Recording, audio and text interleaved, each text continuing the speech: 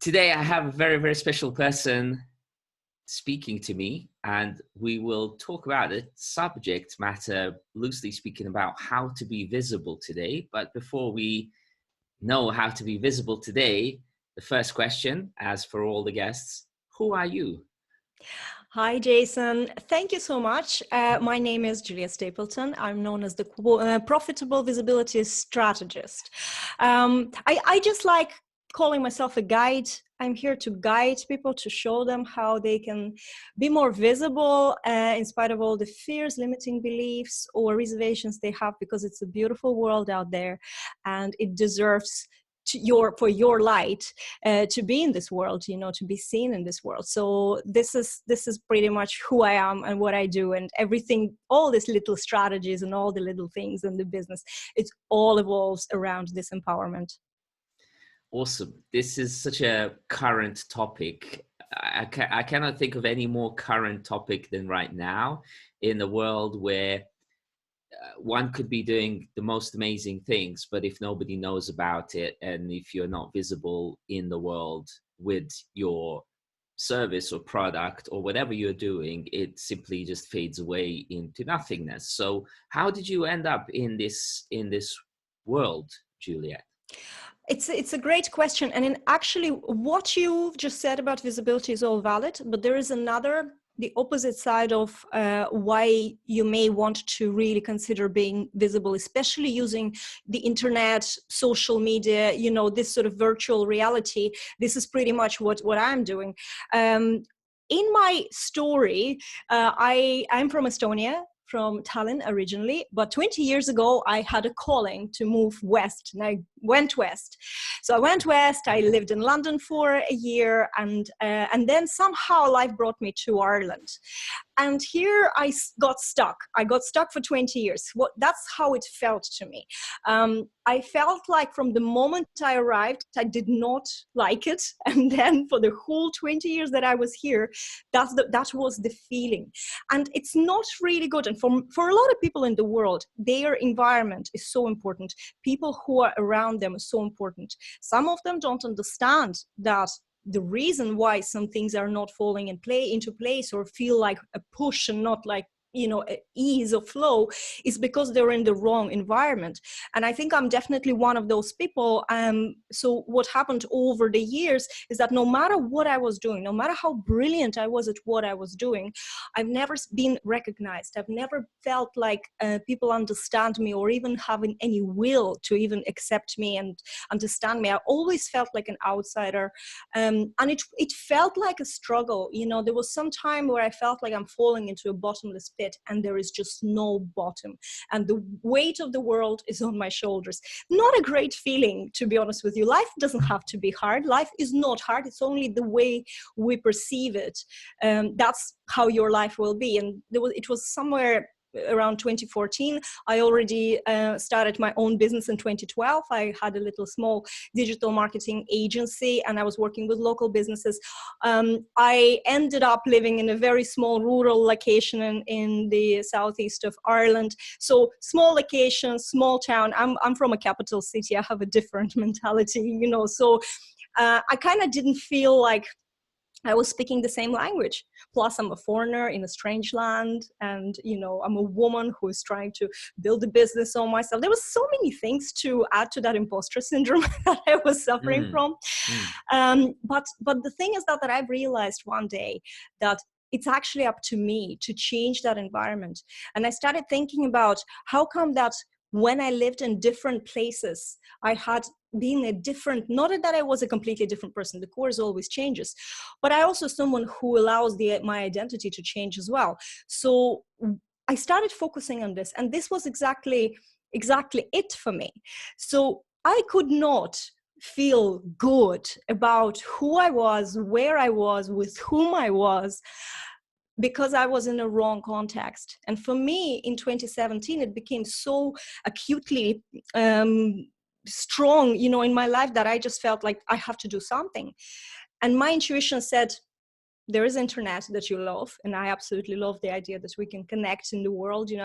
I am so anti division, and anything that creates division in the world, I'm so anti it. Mm-hmm. So I loved already this platform. My business was all evolved around helping businesses connect to their customers. I was always into building communities and building relationships and reaching out. And so I said, hang on a second, why am I doing this for other people? I have a feeling this is going to be something for me. I need to get visible. And so I started getting really insanely visible on Facebook. I had something like 200 friends, and I just started, sending people friend requests. I started my show so I could connect with like-minded people who are just a little bit more successful, to see how did it happen for them? What did they do? And that created amazing opportunities, because I was connecting to people who were thinking like me. Eventually, I realized that the world out there is amazing, because the physical location that we're in doesn't allow us to meet people who think alike sometimes. And it was my case. So while being more visible online, those people could see me who thought the same way as I was. If I'm sharing, and I'm a very private person, let's just have a disclaimer, but I share openly about my values, my beliefs. I have strong opinions. I'm not a very polarizing person. I'm nice, but I do stand for things that I'm not afraid of, talk about openly. And I think that was the biggest it was the biggest gift for me, to be honest, because I can say that in this world, I have a soul family that I've met through the internet, and that uplifted me, elevated me, helped me to empower myself first. And through that, then that light that I was, strengthening within, it started shining brighter and brighter and brighter. And here we are now. I'm teaching people how to do it. I have students and clients all over the world, 30 plus countries. It's just such an amazing thing. And I keep meeting people who are extraordinary. And that gives me so much joy. Yeah, that's so fantastic, actually, because your description of your situation there and everything that you've gone through. Also, I drew so many parallels with the fact, because I came to London as a refugee from Bosnia in '95, so I literally didn't want to be here. And then it took me 8 years to onboard myself to a city that, in the first instance, gave me such a cultural shock that for the first month I was just literally crying every night, trying to understand really what is going on, because I come from a relatively smaller city in Bosnia, and which we thought was the center of the world, and then coming to London, it was like, wow, this is just like how big size wise, it was 15 times 5, it was 75 times larger than my hometown, right? So it's like 75 of my hometowns all in one place.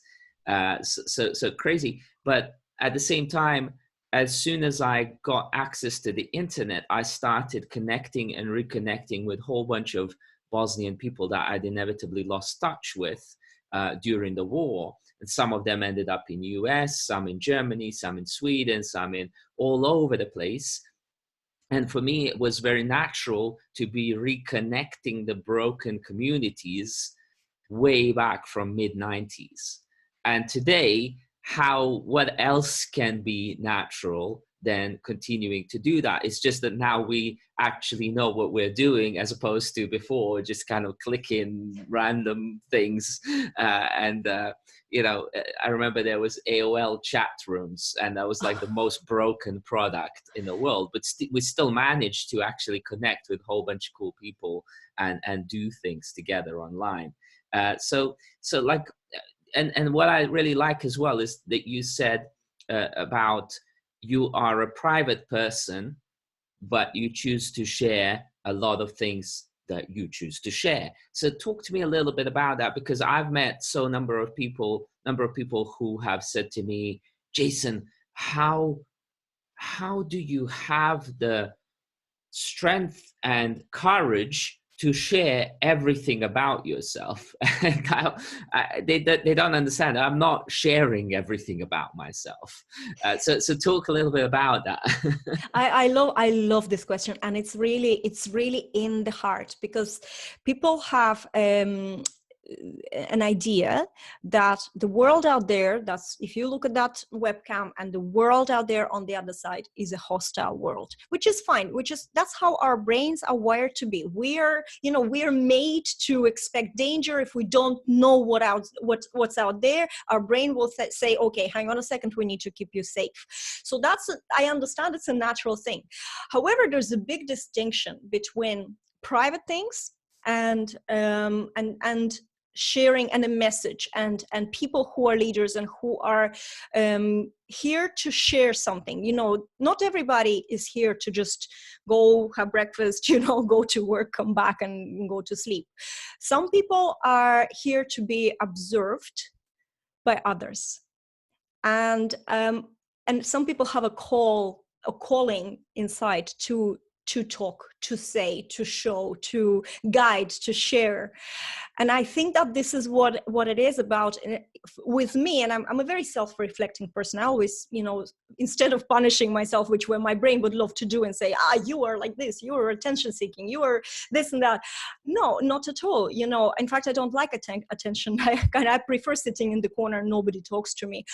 But when I have my spotlight, that's where I want to make a difference, because there is a calling and there is something I have to say, because I know how many people live in that fear with those limiting beliefs, because they're afraid of something they don't know, but they're also afraid to step into it and experience it. And I think the life is all about experiencing it. And yes, sometimes it'll be an error. You will know that this is not your thing, and sometimes you will try it and it won't be an error, and it will be your thing. So it's such a great place to be. But yes, let's bring it back to sort of like internet, or say, I use Facebook as my center stage. And a lot of people, this is a big objection I have. How can I be still private? I don't want to use my personal profile because I'm a private person. Well, so am I. One of my students recently said, Juliette, I realized I don't know anything about you, only that you had a dog, a daughter, and pretty much that's it, and you're from Estonia. She actually didn't know any private details of my life, except for what I have. I strategically put them into stories. I don't think about it. I don't say, how can I twist my life story so, people like hide this and show this. It just comes out. But I think it's important, because I know how many people would listen to a story that I would tell them. And I'm not telling the stories just to say Juliette is a hero. She's so amazing. Her husband got cancer and she said, I'm going to build an online business instead, or things like that, because it's part of what happened. And you can look at it from different angles, but it's also that particular element. That was the story where you say, hang on a second, I can't be like a vagabond, drifting in the wind. There's something I can do. And so the other people could be in that situation where they are a vagabond drifting in the wind and they need to stop. And they're looking for this one word, or even just a hint of something that they will bounce off, and the whole life will change. So people like us, I think, we just have this calling to we know that if we say what we believe in, if we tell this story, there's someone else will, somehow it's a ripple effect. Someone else will benefit 100%. And I also found that the more I show up, the more people around me, it's a lovely world out there.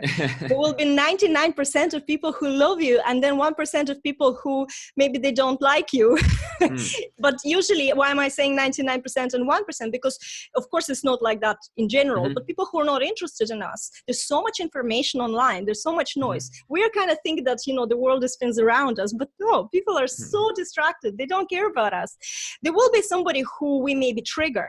But we also have to remember, we can't control other people's thoughts. We can't control their reactions. We don't know their life story. We don't know what you said triggered in that person. So we can't take it personally.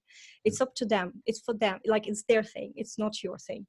And so when you have these kind of couple of concepts that you keep in mind, you can very, very confidently show up, and it's very empowering as well. The confidence boosts over time. Well, the more you do it, you feel great about yourself. And that's a key to wellness and happiness and just more enjoyable life.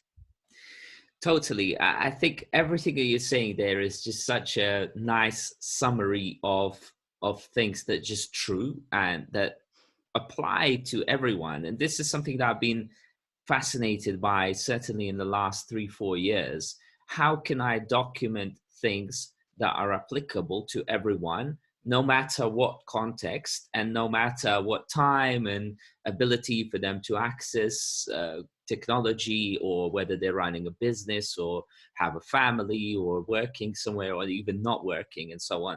So these are the things that I've focused a lot on documenting, first of all for myself as an audience, because often the time I'll have a conversation like this with you, and then in some sort of like editing process or uploading or whatever, I rewatch and re-listen and go, wow, that's like, did I really say that? Did she say that? Like, I'm then taking notes on things, because then I can really put it into action, because now it's been put out of our minds into something that can play back to us. And you can actually understand, sometimes you understand, hold on a second, that doesn't make sense. So you can correct it. Or, oh my God, that does make so much sense. And I've been thinking that way, but because I haven't put it out there and I haven't heard it back, I haven't really been sort of actioning it and actualizing it as much as I can now that I know that I've publicly said it. And it's a thing that's part of who I am and what I think like. Can I add something to this? Yeah, absolutely. Because I love this. I also watch back my interviews, and I have my own show and my videos sometimes. Here's what for myself, I think I'm figuring out. Our gifts, what we are, what we play at, what we don't do strategically because we don't have to think about it, are like our best talents that we have. Other people see them faster than us. So other people see things about us that we don't. I have a show for 3 years now, and I do it every week. I sometimes record 2-3 interviews per week, and I think it's only last year that I started feeling like, you know what, I'm actually good at asking questions. I'm actually good at talking to people. And before that, I was never sure. And everybody else would say, oh my God, I love this. You have brilliant interviews. I so enjoyed being part of your show. And I just thought that they were nice. I didn't think that was the thing. Yeah. And that it's like, my daughter is training tennis at the moment, and she's got this kind of like innate self-confidence, but at the same time I notice and I'm very, very cognizant about the fact that ultimately she will have the confidence when she has hit the ball so many times that she doesn't have to think about it anymore. And that process of getting her from that inside confidence that she has anyway to the actualized confidence where she knows that's aligned and true and she can deliver to that process is so important. And most people will give up through that process because they either don't like what is often deemed as uphill struggle, or the failing on the way to success, or whatever it is, right? It's described as. So it's taken me also years and years of speaking to actually convince myself that I'm a good speaker. Everybody sees this around, everybody who is not caught up in our own chit chat in our heads, they see clear things. And for us, somebody says, if you want to, for example, when you're thinking about, how can I create business around the lifestyle I want? It has to be around what's so easy for you that you don't feel like you're working. That's the key number one. But when you say you hired a coach and the coach said, okay, let's have a look. What are you good at? And you're like, oh, I don't know. Yeah. I don't think I'm good at anything. But what do other people say that you're like, how did you do this? And then you start thinking, you know what? Yeah, you have to, because we don't give ourselves enough credit. Some people more than others. Maybe sometimes they say men are more like better like this than women. Women are but I think everybody to some extent, is struggling with this, to give yourself credit for something, because and it also comes from the fact that, especially if you're an intelligent person and you study a lot, the more you study, the more you understand that there's so much more still to learn, that Mm-hmm. there's no end result. Like there is still some, like you can still grow, you can still expand. And that sometimes can have an opposite effect where it makes you feel so Yeah. insignificant and so small, and that you actually don't know anything. Yeah. Which is also a trap. We have to be aware of these things. But yes, it's an interesting thing what you just said. Like, you know, I think that sometimes we need to allow other people to say good things about ourselves. And if you're running an online business, what you can do, if you have a following on social media, you can just maybe post an anonymous survey, do a brand survey. I did that just after New Year's, and it was brilliant to see what other people think of you. Like, what's one word that they associate you with? Mm. And when I said, so what do you dislike about me? And I couldn't believe that it was an anonymous survey. There was no, Uh-huh. they could have Yeah. said anything they want. And this is the results. I got something like 70 surveys. It was just like one organic post. I didn't do anything serious. I got 70 replies. I had the most negative thing was somebody said, well, I love everything about you, but I could do less with the kiss selfies. And I didn't even realize that maybe I quiver my lips a little bit when I take a selfie, like, you know, because I don't do those kind of kiss selfies like you see on Instagram. And that was like the worst criticism of all. Nobody had any problems with me. You know why? Because those people who had a problem with me, they didn't bother taking those surveys. So it was such a brilliant way. It was a brilliant way to see how is my value perceived by other people. Those people who took whatever it took 5 minutes to fill in the form, and that was really, really reassuring as well. So you could do that. It's like a little practical tip, but it helps you as well to sometimes just, you know, say, you know what, I am hot at this, I'm good at this. Makes you feel good, gives you a boost to continue. It's actually very, very fascinating that you say that, because it's something that I've been it's been on my to-do list to do that and make it actually part of my website, where you know, I actually encourage people to tell me honestly and openly anything that they think about me in an anonymous way, because it's an insight into human psyche, if nothing else. And actually, as a designer, I've always encouraged things to say to people, like, tell me what doesn't work about this thing. Because from that, I've learned that from that, I can learn so much more than from the things that do work and that I've already sort of bagged. And especially that I know that I've bagged. So it's like, I know I have this, I know I can do this, and I'm always looking for the next thing that I know and that I can. And so unless people point it to me, then I'm having to point it to myself, which is much harder. It's much harder. And also it's easier for us to focus on negative again, because that's how our brain is working. So when you're actually asked, like, what you don't like about this, there's so much easier to get an answer than if you say, what do you like about it? People don't go into details. They'd be like, I just love it. Yeah. But if you say what you don't like it, and they say, if it was, say they're looking at, I don't know, website, and they say, well, this font is a little weird looking and I don't like. So you just ask them what you don't like. I absolutely love that. And it's a great approach. But I think it's also a great approach in life. You have to filter though. There's one reason why I wouldn't do that on my website, because there's a lot of random traffic on the website that I don't know whether my social media following is following me. That's where, you know, I don't want to listen. I don't want to read somebody's really negative criticism, and they're random people, and random people can be trolls.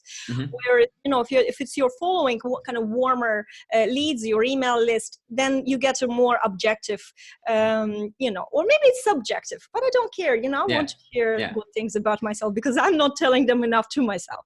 Yeah, I think for me, it's because I've been on the internet all the way back since the dial-up modems. That kind of trolling and random negativity and stuff has been just kind of like part of the algorithm, you know, for a long time. So I'm very capable of distinguishing that this is potentially random crap. You always know from their answers, you always know that they have no clue who you are. Yeah. And that's, so, you know, you can't let it in.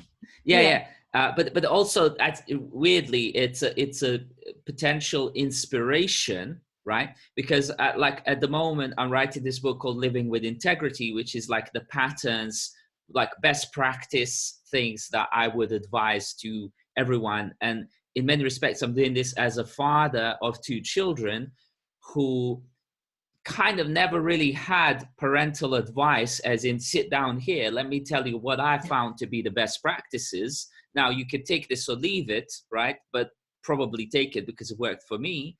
Nobody ever did that for me. So I thought, well, now we have that opportunity. It's like, I'll document my own best practices. And then the easiest thing for everyone, including my children, to do is not to ever listen. But maybe at some point they'll clock onto it. But what I also want to do is document some anti-patterns, right? Because sometimes people learn from anti-patterns more than they learn from patterns. So that's the... I agree with that. I completely agree. This is what I sort of meant as well when I said people are more, it's easier for us to focus on negativity, which is fine. You know, if you understand that that's how our brain works, fine, then you just start working with it and getting, you know, the benefit of it. So yes, and I love the fact that you said, you know, maybe we didn't have our parents to put us down. They were too busy. There's other things that they had to deal with. I'm very good at, you know, sitting my daughter down, I think. But I also tell her, look, we messed you up good and proper. So, you know, just you can take this advice or leave it. And then, you know, just don't hate us, whatever you do. Yeah. So to what extent is these questions emerge as we talk? To what extent has parenthood and experience of life shaped the way you do business? And to what extent are you able to distinguish between, let's say, the things that might have worked 10, 20 years ago may not work today, or there might be evergreen best practices that work no matter what the time and context is? How do you leverage life, in other words, life very experience? Interesting question. Even though I know that I have a strategic mind, but I'm also extremely intuitive, and I've been practicing this for many years now, more and more, living by my gut, which makes me someone who lives in the now. So I don't really do too much analysis, what worked before, what's not going to work. If I feel like it's the right thing to do, I'll do it.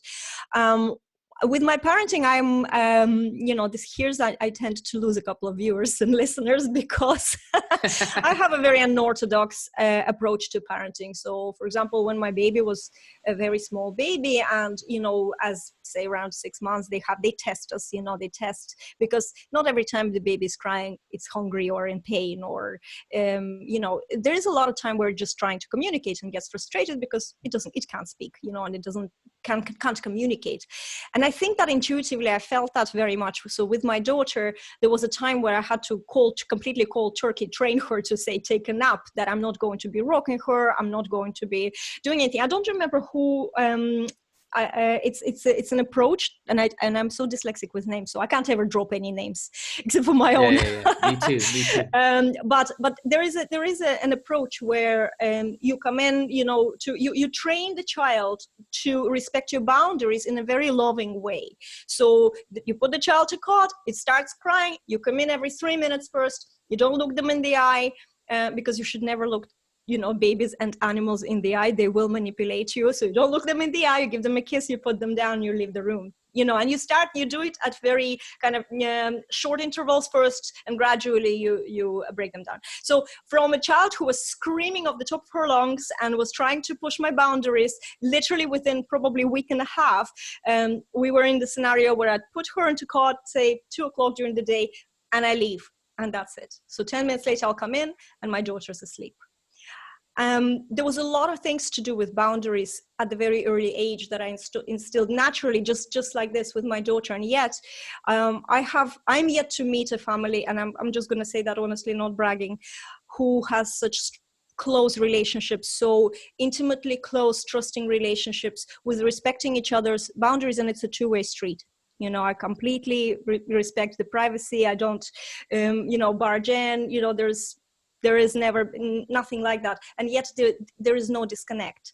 So I think that it's important, and for me it wasn't easy to just take that and translate this into business, because business or not, it's all relationships. It's all working with people, especially when, well, any kind of business, most of it, you will work with people, you will build relationships with these people. And then, you know, as an adult, obviously one thing is that you have a full control over your child, you can put them to God and walk away. But when you're dealing with another adult, and especially if that adult is in charge of, you know, paying you, so there's so many things that are kicking in that we're not actually, I wasn't in the beginning of my business. I definitely didn't act the same way, where I was setting out boundaries, where I was in control of, you know, what I allow, what manipulation, or what I allow myself to be dragged into. And that was horrible. It was horrible. I was like a nightmare client magnet for many years. That was one of the reasons why I decided to turn to the internet and start building my personal brand and try to meet better people who will treat me better. But it wasn't about them treating me badly. It was about me not setting those boundaries that I was so good setting them up with my family, with my daughter. And that's what I've learned. What you just said there is like so profound, because it made me think about the fact, and I've seen this in so many clients over the last 15 years, that a CEO of a certain company is a child that hasn't had the boundaries instilled properly in them. And then what they do is they come into you and they start asking you, as a designer or as a publicist or as a PR person or whatever your expertise is, to go way out of your own boundaries to help them more than, first of all, what was agreed, to what you're good at, or what you really, not even just what you're good at, but like, I don't want to do certain things. So I could do them, but there's a reason why I don't do them, because I don't want to. It makes me feel bad, and over time that builds up as toxicity, and then I hate myself for doing things I don't want to do. So don't ask me to do things I don't want to do. I'll quite happily palm them off to somebody else who's absolutely in that and loves it and so on. It's just the best way for everyone to work. But a client can go way out of their boundaries, and they think that's completely normal and good business practice, and it isn't. And so it's such an amazing topic, because I found, like, I've suffered through, I'm a trial and error person. I have to go and learn through errors, and I had so many errors in this particular area. The clients not respecting your boundaries. I had screaming matches that been followed by hugs. It was like bad marriages that I had with my clients. You know, I had, you know, freaking out. I felt so unappreciated. I just felt like, you know, like abandoned wife with, you know, some of them. I always had to keep my mouth shut, and it's insane. But actually, it's all about saying no, and saying no sooner rather than later. Unfortunately, if you feel like, I think that the key here for me, anyway, the key was the financial security. When I didn't feel secure financially, I was in the mindset where I'll do anything. And I would be ending up, even though I was a digital marketing specialist, I would be really glorified secretary to some people, because they were struggling to turn on the computer or copy and paste. That's very humiliating deep down somewhere, thinking that, you know, this is what they really need. They don't actually need your, you know, email marketing campaign design. They don't need that. And in fact, then you end up never sending a newsletter, even, because that's like completely blows their mind. They can't comprehend that. They just want, you know, they just want you to type what they're dictating. So it's all about, it really is about putting yourself first in business and in parenting as well. Sometimes, you know, we have these kids for 20 years. After that, they're on their own. They have to be prepared that the world is not going to be tiptoeing around them. They have to be prepared also, you know, that there are boundaries. Respect other people's boundaries, have your own. You know, I wish I was as good a parent as I was at the start of my business, a businesswoman. Yeah, and it's a sort of tricky subject to talk to people about, but when it is talked about, it yields so many fruits. And when I'm coaching people through Fresh Mind, this subject comes up all the time, where people have wrong relationships with their both mom and dad, because let's say the dad has instilled so many boundaries and distance that they've never had any kind of closeness or love shown from the male figure. And the mom has had so little boundaries that they can't disassociate themselves from the mom, because the mom wants to always hold them forever, even way past into 35, 7, in 55 years of age. And so they're like, my mom's always telling me what to do, and my dad never told me what to do. And actually some sort of balance between the two is the healthiest, where as a child, you can also distinguish that even though my dad tells me, be true to yourself, okay, and he says it with full authority and conviction, I can still choose to go over that advice and not put into practice. But if it's there in the back of my mind, I can always double check how that works for me. If I'm not true to myself, I eventually end up being a secretary for somebody else, and I don't That's like true. being a secretary. And so it's like, my dad maybe was right. You know, I love this subject, and even without going, you know, into any kind of personal stories, because mine are very dark too. And I love the idea that that's why I say to my daughter, we messed you up good and proper. You know, I use heavier language than that, because I think that as parents, it's our duty to kind of like mess our children up a little bit, so they have some baggage to deal with later on in life, because that's interesting. It's interesting to analyze.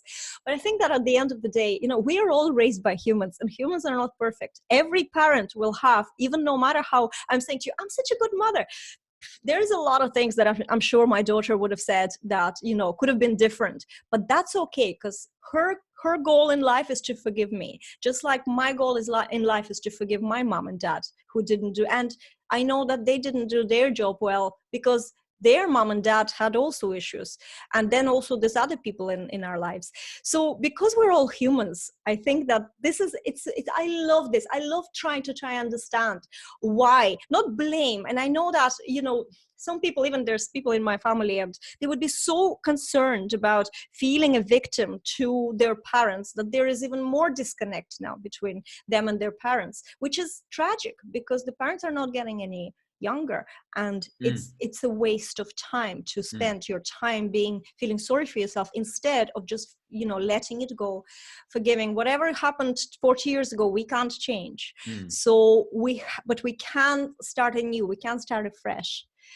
And so I think forgiving our parents, forgiving for my daughter, for your children, forgiving us for whatever we did wrong. We didn't mean it, or even if we sometimes did, we meant it from the heart, like we thought this is what should be. And that's okay.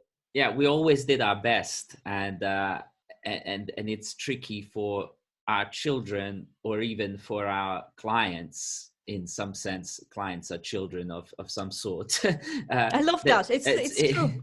It's hard for our children and our clients to comprehend the level to which we did our best. And sometimes I try this sort of comparative thing to explain to my 13-year-old son that, you know, it's like, when I was 13, I was smack in the middle of war in Bosnia. We didn't have electricity. We didn't have much food. We're under constant fear of somebody chucking a hand grenade into our house. You know, in the winter at 4 p.m. it would be dark, and you would be sitting under candlelight, and it would be like some sort of biblical scene of like people praying under candlelight. And because I wasn't a kind of praying kind, I would be reading books about history of modern arts from university. And then I thought, this is a completely pointless thing to be reading, because I have no idea how this cross correlates with anything in life. And then I would turn up in London through a set of quote unquote circumstances, right, or coincidences, which there are none of. And I go to Tate Gallery and walk through Tate Gallery, and I can narrate the history of every single painting at the age of 15. And you know, and people are like, how do you know this? And I'm like, how do you not know this? Oh yes, yeah.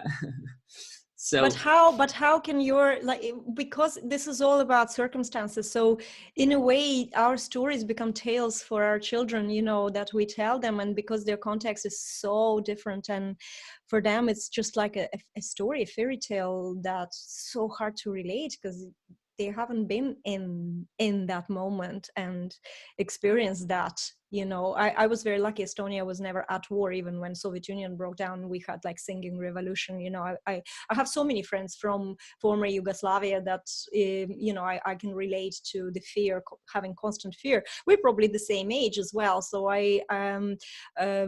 when Soviet Union broke down, it was a lot of not poverty, but just we didn't have enough food. My dad was a sailor, and he left us for 6 months without the little small document he had to sign somewhere that my mom could collect his salary. So I remember looking through, we had this sewing magazine, Burda magazine, and at the back were all these recipes. Such a cool magazine. Recipes with beautiful pictures. And I remember looking through about 20 of those magazines and then kind of feeling full. Mm-hmm. And it's funny because I don't cook, but I'm actually such a foodie. Same here. Yeah. That's the food is so important in my life. Sharing it, eating it, critiquing it to an extent. Although I'm not into arty-farty, I love proper good thing.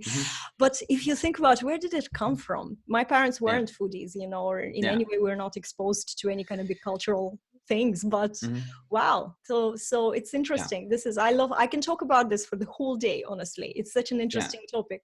I've concluded the thing about food because chefs are ultimate experience designers because they're having to cater to all 5 senses. Food is stimulating all of our 5 senses. So ultimately a chef is the ultimate experience designer.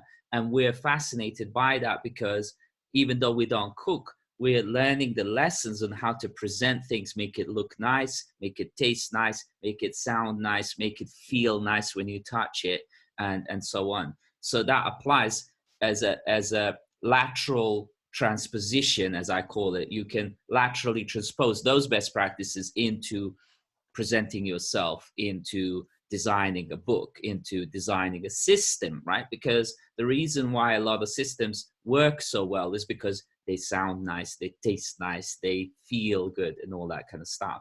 So tell me a little bit, as we sort of slowly draw to a close, in terms of, I keep seeing the statement, be seen. Yes, there's my arrangement there. So there's a bit of a story there. Of course, be seen is what we were talking about, the visibility, and actually almost everything behind me has a really big meaning.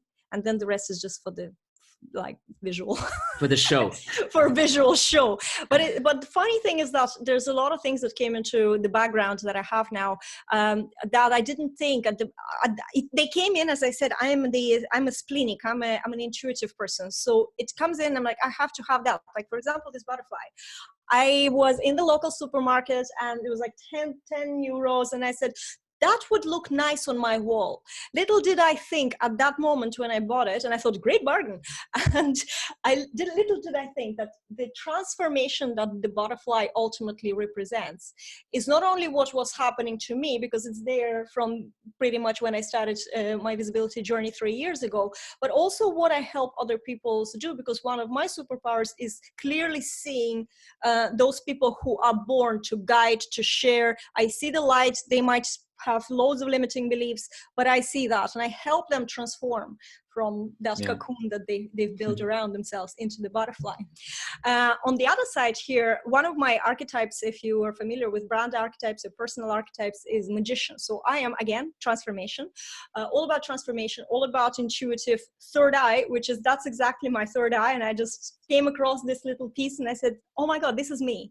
Mm-hmm. And only after a while, as I was doing interviews, and I love this, we're cycling back to the start. You said that you're watching back your videos and everything because something comes to your mind. I realized as I was on my interviews and I started talking about being intuitive and seeing it, there's a third eye just there. Mm-hmm. And so that's how it came in. Those are the magic wands because, obviously, everything I touch turns into something a little bit different. I'm not going to say it's like amazing, but it's going it's amazing at some point. And yes, and be seen. Now that's just covering a spot on the wall. because, something has to, when I started my visibility journey, I didn't have a good background. People say, oh, your videos look so great. And there's a lot of, that stops people from actually showing up because they say, but I don't have a nice background. Well, in all fairness, I actually had like a coach coming into me, even though I'm visual, but I'm not visual in this way. Mm-hmm. So we are all different, and we kind of put these all things together, but they were there, they came into my life in some way. So I love the fact that when I speak, say I speak to you, but behind me there's all these elements that are adding to who I am, adding to my message. I don't even have to say something, but it's already saying something. Fantastic. So what's one, to close off, what's one sort of power tip that you would give to anybody who's listening to this or watching this, going forward in regards to being seen in today's world where kind of everyone wants to be seen somehow, but not everyone's really prepared to be seen? There's a tip, and this is what I deal with all the time, but that's something that helped me. So if I have to talk to myself now, travel back to 2017 when I started this and say, Juliette, question every no that pops up into your head. Why not? Question it. And instead of saying and if, and but, say and what are we doing? Because we have so many things we say to ourselves. I am not really good at talking. It took me a year to one day I realized that I just turned on, I went live and I did 10 minutes and I don't think I even took a breath in, and it just was like, whoa, it came out of me and I enjoyed it. I was buzzing. But that wasn't the day when I became fluent in speaking on video. It was the day when I realized that I'm so good when I'm in the flow, and I buzzed from it. So and then it made me feel like, oh my God, I was resisting this, but now this is how I get energized. This will make me feel very good. Yes, after a buzz, there's always a little bit of a time down. So, learn to manage that, but it doesn't mean that something bad happened. It's just whatever energizes you. So you have to question everything. You say to yourself, I don't want to be visible because I don't want to lose your privacy. Well, ask yourself, is what you're saying to yourself, is that actually even really true? Are you actually going to lose your privacy because you have full control of what comes out of your mouth? And if you don't, then you need medication because it might be a condition. But and things like that. I can start talking about it as if it's a new, but we're closing down. So yes, question every no that comes into your mind. Mm-hmm.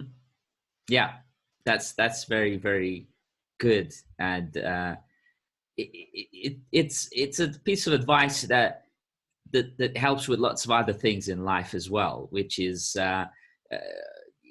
that's good advice, or great advice is one that helps across different realms, not just one particular aspect. So that's what I think is amazing about visibility. And I say that many times. Visibility is a journey of self-empowerment. So is entrepreneurship, but visibility particularly, because you're seen, but actually what's happening inside that journey of you, it's amazing. It transcends everything, and in a very, very good way. So that's why I'm so passionate about encouraging people to show up, because it's going to be good for you. So, one thing that's profoundly resonating within me as we started speaking, it was only our second chat. We had a brief chat a few days ago, and then we decided to do this conversation properly on the record. So I had no idea what we were going to really talk about and so on. And there's always that element of like, I'm not really sure if we're going to come up with anything of value whatsoever. And now, as we close, like, this feels such a valuable conversation, and I feel so much more like closer to you, and there's lots of like common overlaps and things both in the past and kind of what we're doing at the moment. So just for people who are listening to this again, who are you looking for? How can they get in touch with you, please? Okay, the best way to check out what am I at, and I'm just not going to say who I'm looking for, because I allow myself flexibility of change, which is a good thing as well. You can just check out JulietteStapleton.com. From that website, you can join my group, Visibility That Sells. You can check me out on Facebook, follow me on Facebook. That's where I am all the time. Not that I don't have a life, but I have my tricks to be there all the time with having loads of free time as well for myself. And yeah, send me a message if you want to find out more. I would love to chat with you. Awesome. And that openness and welcomeness, if that's even a word, is really appreciated. And like there is an element of spirituality here, that we trust the process and that good things will come. And so for anyone who's watching this and listening, it's open. We're both open to be reached out to. It could be maybe a text message that points you to somebody else. It could turn into something big. It might not be anything, and that's all fine. There's no issues there whatsoever, and you never know what's going to happen when you reach out to somebody who is like both of us been like really thinking about all of this and enshrining this into systemic processes that could get you to be seen or grow or clear up or overcome these mental difficulties inevitably. So all the links will be in the description below for Juliette, how to reach out to her. Juliette, I'm so thankful and grateful that we had this conversation. Let's maybe think about doing this more like frequently, because I really enjoyed this and it was fantastic. You might be opening a Pandora box there, Jason, because I can do it all day, every day. Awesome. I love Pandora's boxes. Yeah. All right. Sounds great. All the best. Thank you so much. Thank you. All right.